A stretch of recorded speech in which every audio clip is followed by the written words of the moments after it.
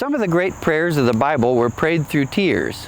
The prayer of Hannah for a child, the prayer of David for the life of his illegitimate child, the prayer of Job in his misery, the prayer of Jesus in Gethsemane, the prayer of the Apostle Paul regarding his physical ailment. Most of these prayers were not answered in the way sought by those who prayed them. David's child died. As far as we know, Job never knew why he experienced such calamity. Jesus went to the cross. Paul's ailment was not taken away. We're not even privy to the Lord's decision-making process.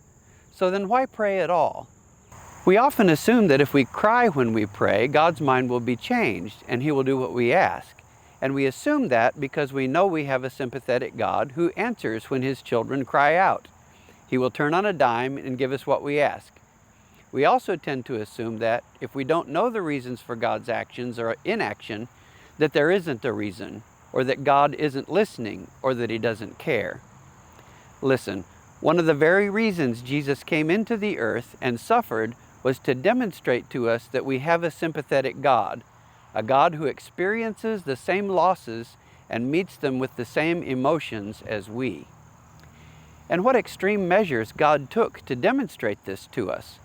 He allowed the sacrifice of His only Son, and He heard His Son calling out to Him, but He allowed Jesus to die anyway. And why?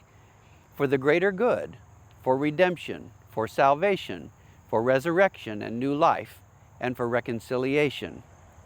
Christians are the only people in the world who have such a personal God to the point of His living within us. We are made in His image. The feelings we experience are the feelings that God also experiences. The most direct way in which Jesus sympathizes with us is that He knows what it's like to pour out your heart to the Father and still endure the pain that you would have preferred to avoid if possible. So why pray if God doesn't always give us what we ask? I could make a list, but I'll settle for this one point.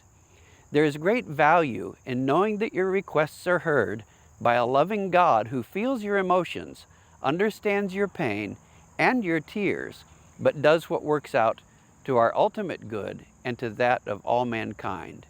Do you believe that?